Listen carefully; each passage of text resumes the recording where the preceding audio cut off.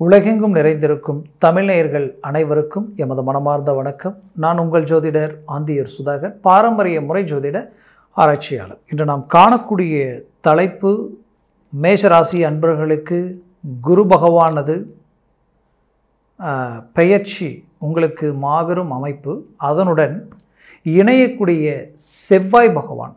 ஏன்னா கடந்த காலகட்டங்களில் குரு உங்களுடைய ஜென்மத்தில் நின்று உங்களுடைய ராசியை சனி பார்வை விழுந்து அதனுடைய விளைவுகளால் கடந்த வருடம் முழுவதுமே உங்களுக்கு ரொம்ப நீங்கள் எடுத்த முயற்சிகள் எல்லாமே தடையான ஒரு நிலை, ஒரு இக்கட்டான ஒரு நிலை, எதுலேயுமே ஒரு தெளிவு இல்லாமல் கஷ்டப்பட்டு உழைச்ச உழைப்பு உங்களுக்கு கிடைக்க வேண்டிய அந்த பலன் மற்றவங்கள தான் போய் சார்ந்ததே தவிர உங்கள் உழைப்பும் சரி, உங்களுடைய முதலீடும் சரி, அனுபவம் மட்டும்தான் மிச்சமே தவிர வேறு எதுவுமே கிடைக்காத ஒரு பட்சத்தில் நின்று இருப்பீங்க. அந்த நிலை இப்போது உங்களுடைய செவ்வாய் பகவான், உங்களுடைய ராசியினுடைய அதிபதியே உங்களுடைய பாக்யாதிபதி குரு பகவானோட போய் இணைவது உங்களுக்கு கிடைச்ச ஒரு வரம், பாக்கியம்.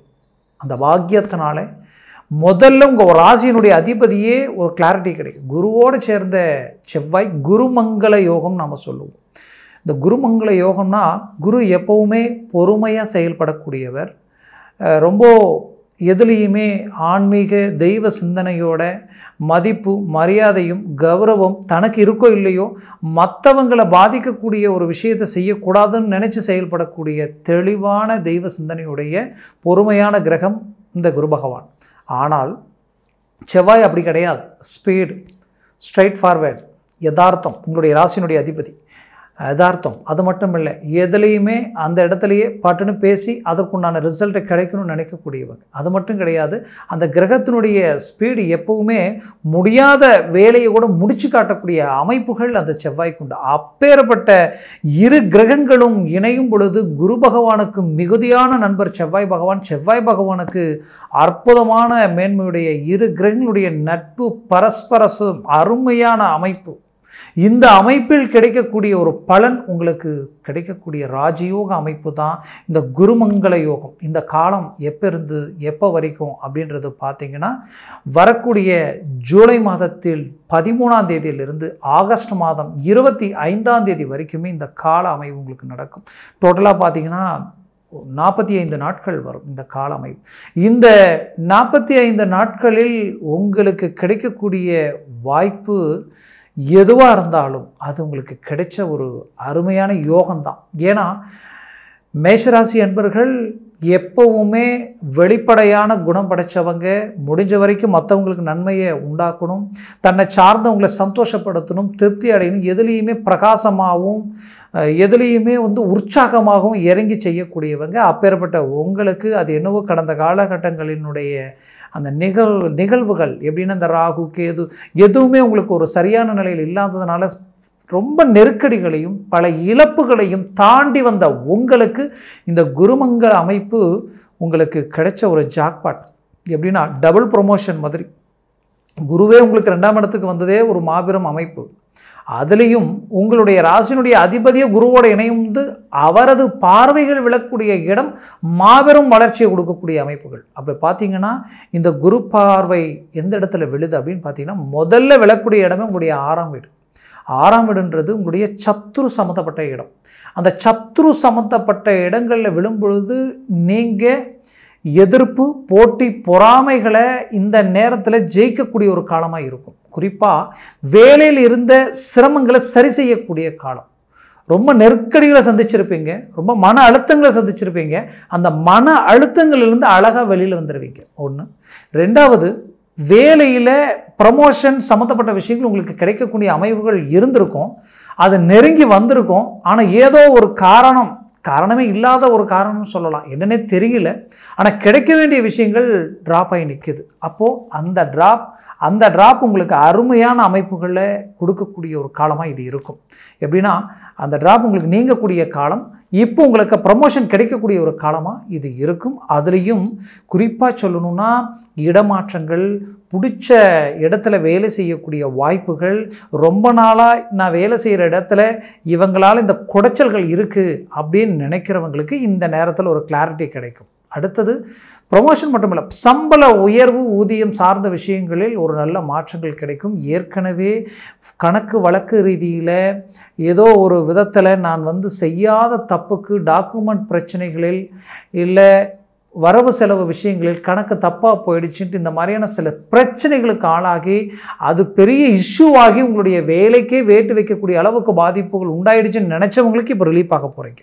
அருமையான ஒரு ரிலீஃப் கிடைக்க போகுது. உங்கள் சாதுர்த்தியத்தினால அழகாக வெளியில் வர போகிறீங்க. இந்த 45 நாட்கள் உங்கள் வாழ்க்கையில் கிடைச்ச இந்த 1.5 மாதம் உங்களுக்கு கிடைச்ச ஒரு வரமாக எண்ணி முயற்சியை பலப்படுத்தினால் வேலையில் ஒரு கிளாரிட்டி கிடைச்சிடும். தொழிலில் நீங்கள் இந்த 6ஆம் வீட்டில் விழக்கூடிய இந்த குருவால் ஏற்கனவே கடன் சுமைகள் அதிகமாகிடுச்சு, நான் செய்துட்டு இருந்த வேலையில் நெருக்கடிகள் அதிகமாகிடுச்சு, எனக்கு வேலையாட்கள் ஒத்துழைப்பு கொடுக்கல, அது மட்டும் இல்லை எங்கிட்ட சம்பளம் வாங்குறவங்களுக்கு இருக்கிற நிம்மதி எனக்கு இல்லாத நிலைக்கு நான் ஆளாகிட்டேன், நெருக்கடிகளால் மதிப்பு மரியாதை வரவு செலவு ரீதியில் எங்கே நம்மளுடைய பேர் கெட்டு போயிடுமோன்ற பயத்தில் இருக்கிறவங்களுக்கு அந்த நெகட்டிவ் இடத்தை சார்ந்தது தான் இந்த 6ஆம் வீடு. அந்த 6ஆம் வீட்டில் குரு பார்வையும், இந்த குரு பார்வை 5ஆம் பார்வையே விழுது. அடுத்தது உங்களுடைய 4ஆம் வீட்டில் செவ்வாய் பார்வை 4ஆம் பார்வையே விழுது. அப்போ 4ஆம் வீடு அந்தஸ்து மரியாதை கௌரவத்தை சார்ந்த இடம். அப்போது இந்த இரு இடத்திற்கு உரிய அமைப்புகள் பார்த்தீங்கன்னா 100% உங்களுடைய பேர் புகழ் எல்லாமே அடுத்த கட்டத்துக்கு கொண்டு போயிடும். இந்த 4ஆம் வீட்டில் செவ்வாய் பார்வை விழுறது உங்களுக்கு கிடைச்ச ஒரு பாக்கியங்க. ஏன்னா அந்த பஞ்சமஸ்தானத்தில் உங்களுக்கு பார்த்தீங்கன்னா செவ்வாய் பார்வை விழுறது ரொம்ப உங்களுக்கு அருமையான யோகம். ஏன்னா இந்த 5ஆம் வீடுன்றது ஒருத்தருடைய ஆசைகள், தெய்வ சிந்தனைகள், அதிர்ஷ்டங்கள் சார்ந்த இடம். 100% அதிர்ஷ்டம் இருக்குது. அந்த அதிர்ஷ்டம் உங்களுக்கு தொழில் ரீதியில் மாபெரும் வளர்ச்சிகளும் கொடுத்துரும்.